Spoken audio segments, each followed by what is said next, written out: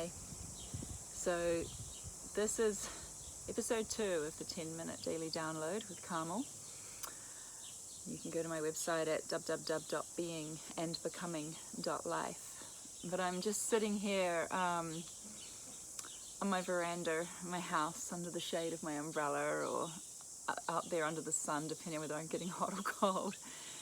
And I'm sort of feeling into what wants to come through me next. And I can feel this kind of tussle between the old way of doing things and the new way of doing things. Do you know what I'm talking about?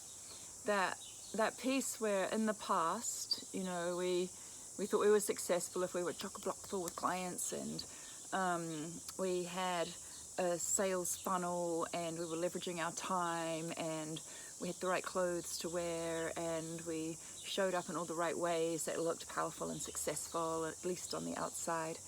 And we had a money plan, a business plan. You could follow the money and see how well we were doing and measure ourselves up for how much success we had going on. And oh God, all of that I've been fighting against for so many years now.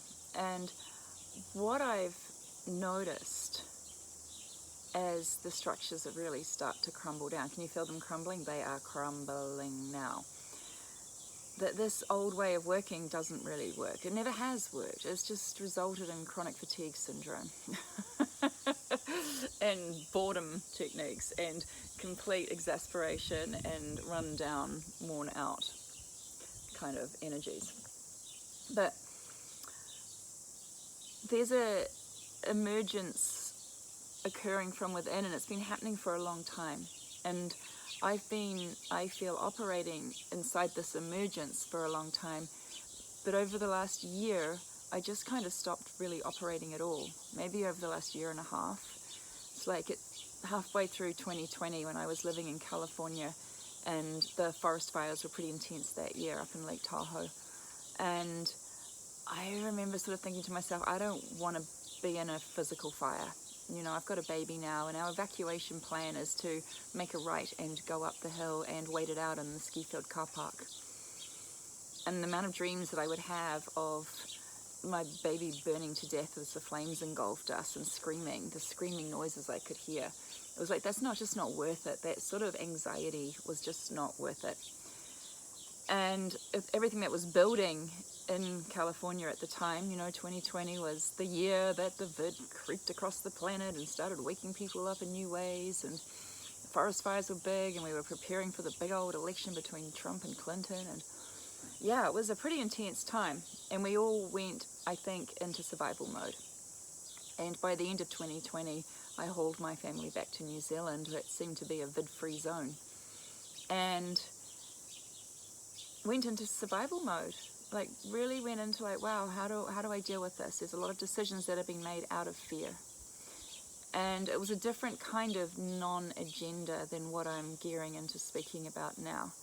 That's called the agenda that is born from fear and from running and making decisions based upon where you don't want to be more than where you do want to be. And it's sort of made from a place of seeing the grass is greener on the other side.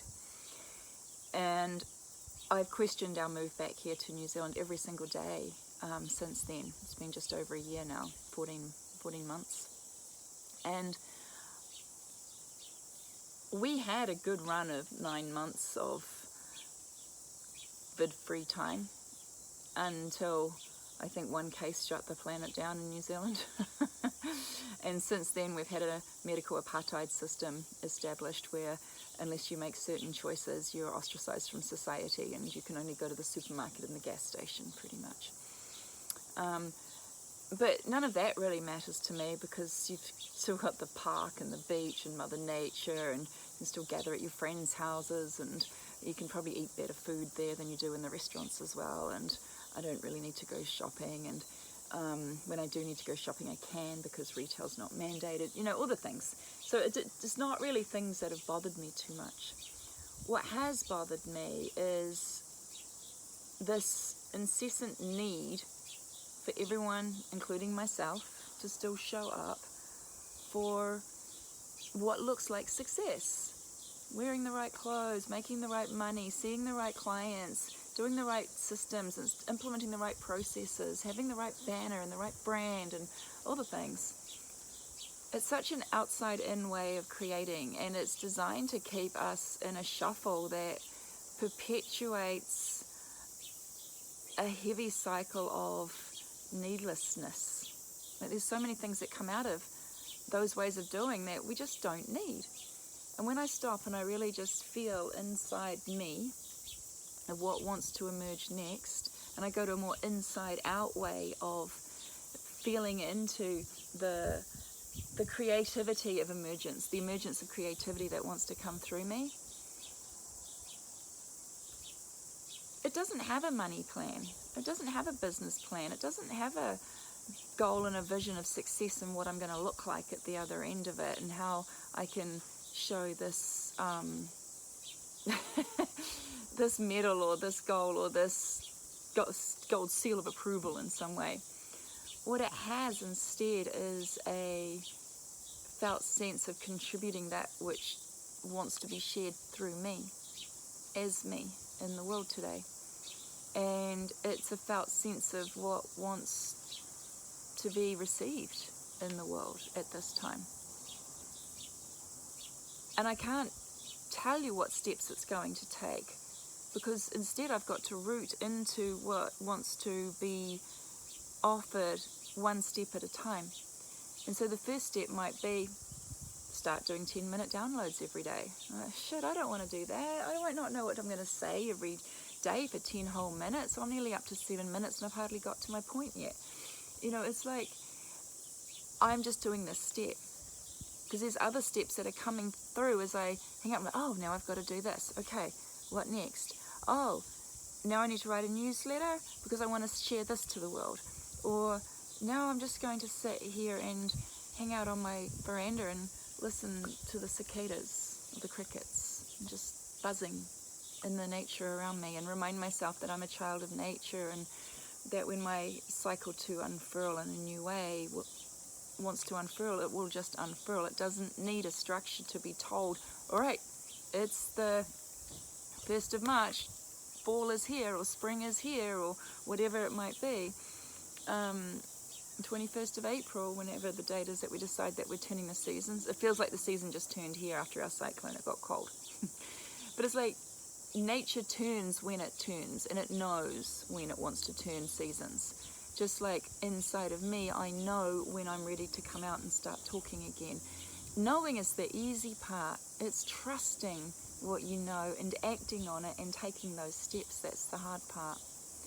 So this download is about being okay with the agendaless agenda. Being okay with just knowing that you might only know one step at a time. You might only know that you're going to take this step. Oh, a 10-minute download that I'm going to put out on YouTube. And that's it. How does that make money? Oh, it doesn't. Okay. Trust you're looked after. Okay, cool. I'll just put that out there then. Fine, done. What's the next step? Feel into yourself. Make a cup of tea, go for a walk, go for a swim, write something, feel something, you know, offer a tarot reading. Put it out there that you're doing conscious conversation. Oh, tarot school, you're creating a tarot reading school, wow. You know, these ideas are just coming through, and as they want to come through, I act upon them.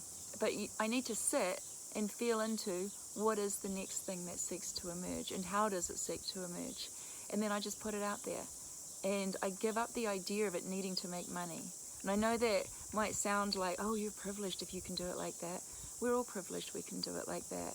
It's just recognizing that the frequencies that are available here on the planet at this time are frequencies that are now conducive to us flowing as the emergence of self chooses to pour forth. You're so much more powerful than you know. Trust what you know and act on that. Go to beingandbecoming.life for more information on what I'm up to. I'd love to hear from you.